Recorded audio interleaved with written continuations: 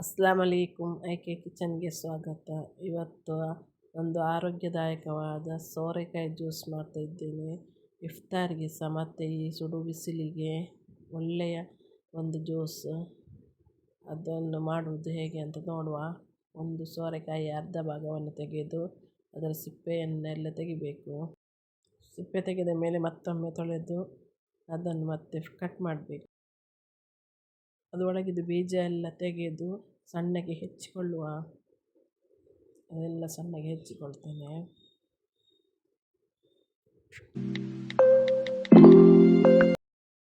ಸೋರೆಕಾಯಿ ಉಂಟಲ್ಲ, ತುಂಬ ಆರೋಗ್ಯಕ್ಕೆ ಒಳ್ಳೆಯದು. ಕೂದಲಿಗೆ ಮತ್ತು ಸ್ಕಿನ್ನಿಗೆ ಎಲ್ಲದಕ್ಕೆ ಒಳ್ಳೆಯದು. ಮತ್ತು ಬಾಡಿ ಹೀಟ್ ಆಗಿದ್ದರೆ ಸಹ ಸಂಪು, ಇದು ತುಂಬ ಸಂಪು. ತುಂಬ ಹೀಟ್ ಆಗಿದ್ದರೆ ಇದನ್ನು ಕುಡಿಬಹುದು. ಮತ್ತು ಮಕ್ಕಳಿಗೆ ಸಹ ಗೊತ್ತಾಗೋದಿಲ್ಲ, ಹೀಗೆ ಜ್ಯೂಸ್ ಮಾಡಿ ಕೊಟ್ಟರೆ ಅವ್ರು ಸಹ ಕುಡಿತಾರೆ, ಅವರಿಗೆ ಗೊತ್ತಾಗೋದಿಲ್ಲ. ಈಗ ನಾನು ಹೆಚ್ಚಿದ ಸೋರೆಕಾಯಿಯನ್ನೆಲ್ಲ ಒಂದು ಮಿಕ್ಸಿ ಜಾರಿಗೆ ಹಾಕ್ತೇನೆ.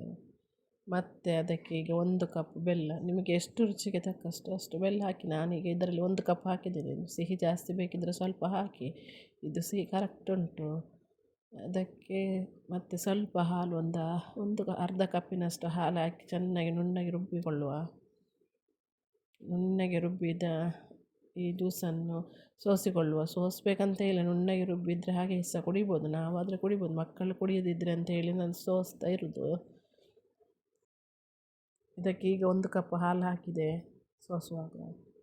ಇದಕ್ಕೆ ಮತ್ತು ನೀವು ಏಲಕ್ಕಿ ಬೇಕಾದರೆ ಹಾಕ್ಬೋದು. ನಮ್ಮ ಮನೆಯಲ್ಲಿ ಮಕ್ಕಳಿಗೆ ಏಲಕ್ಕಿ ಅಷ್ಟು ಇಷ್ಟ ಇಲ್ಲ ಅಂತೇಳಿ ನಾನು ಹಾಕ್ತಾ ಇಲ್ಲ. ಮಕ್ಕಳಿಗೆ ವೆನಿಲಾ ಎಸೆನ್ಸ್ ಯಾವುದಾದ್ರೂ ನಿಮಗೆ ಯಾವ ಫ್ಲೇವರ್ ಬೇಕು ಅದನ್ನು ಹಾಕಿ. ಗೊತ್ತಾಗೋದಿಲ್ಲ ಅವರಿಗೆ, ಬೇರೆನೇ ಮಿಲ್ಕ್ ಶೇಕ್ ಅಂತ ಹೇಳಿ ಕುಡಿತಾರೆ.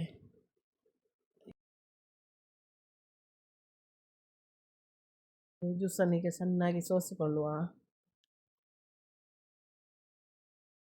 ಸೋಸಿಕೊಂಡೆಲ್ಲ ಎಂತ ಸಹ ವೇಸ್ಟ್ ಅಷ್ಟೆಂತ ಇಲ್ಲ, ಆದರೂ ಸಹ ಸೋಸಿಕೊಂಡದ್ದು. ಮತ್ತು ಉಳಿದ ಒಂದು 2-3 ಕಪ್ ಹಾಲಿತ್ತು, ಅದನ್ನು ಸಹ ಹಾಕಿದೆ. ಐಸ್ ಕ್ಯೂಬ್ ಬೇಕಿದ್ದರೆ ಹಾಕ್ಬೋದು. ನಾನಿಲ್ಲಿ ಹಾಕಿದ್ದೆ ಸ್ವಲ್ಪ ಐಸ್ ಕ್ಯೂಬ್, ಸ್ವಲ್ಪ ತಣ್ಣಗಿರಲಿ ಅಂತೇಳಿ. ಅದಕ್ಕೆ ನಾವು ಮತ್ತು ಬಾದಾಮ್ ಮತ್ತು ಗೋಡಂಬಿಯನ್ನು ಸಣ್ಣಗೆ ಕಟ್ ಮಾಡಿ ಹಾಕುವ.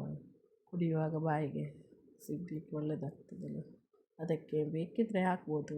ಹಾಕಲೇಬೇಕಂತೇನಿಲ್ಲ, ಹಾಗೆ ಸಹ ಕುಡಿಬೋದು. ಮತ್ತು ತುಂಬ ಒಳ್ಳೆಯದಾಗ್ತದೆ ಕುಡಿಲಿಕ್ಕೆ. ನಿಮಗೆ ಇಫ್ತಾರ್ ಸಮಯದಲ್ಲಿ ಸಹ ಮಾಡಿ ಕುಡಿಬೋದು. ಈಗ ಇನ್ನು ಬಿಸಿಲು ಶುರು ಆಯ್ತಲ್ಲ, ಬೇಸಿಗೆ ಸ್ಟಾರ್ಟ್ ಆಯ್ತಲ್ಲ, ಬೇಸಿಗೆಯಲ್ಲಿ ಎಲ್ಲ ಈ ರೀತಿ ಮಾಡಿ ಕುಡಿದ್ರೆ ತುಂಬ ಒಳ್ಳೆಯದಾಗ್ತದೆ.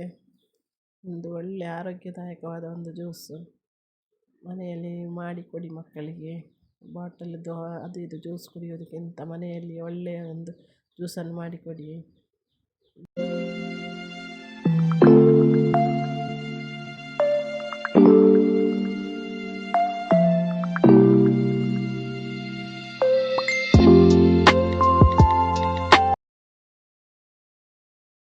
ನಿಮಗೆ ನನ್ನ ಅಡುಗೆ ಇಷ್ಟ ಆದರೆ ನನ್ನ ಚಾನಲನ್ನು ಸಬ್ಸ್ಕ್ರೈಬ್ ಮಾಡಿ, ಮತ್ತು ಲೈಕ್ ಮಾಡಿ, ಶೇರ್ ಮಾಡಿ, ಮತ್ತು ನಿಮ್ಮ ಅಭಿಪ್ರಾಯಗಳನ್ನು ಕಮೆಂಟ್ ಮೂಲಕ ತಿಳಿಸಿ.